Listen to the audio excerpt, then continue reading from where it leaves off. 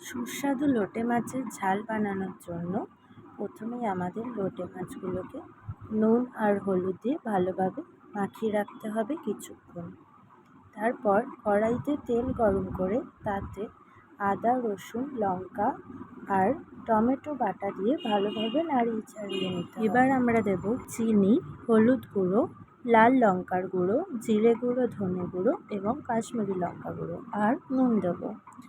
দেওয়ার পর ভালোভাবে মশলাটা আমরা কষিয়ে নেব। একটু একটু জল দিয়ে আমরা মশলাটা ভালোভাবে কষাতে থাকব।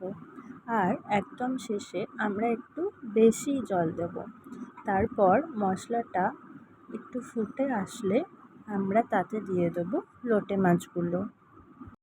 বেশি ফোটানোর প্রয়োজন নেই, কারণ লোটে মাছ নরম, নিজে থেকেই খুব তাড়াতাড়ি সেদ্ধ হয়ে যায়। তারপর গরম মশলা ছড়িয়ে আমরা গরম গরম পরিবেশন করে নিলাম। আপনারাও এমন গরম গরম লোটে মাছ তৈরি করতে পারেন।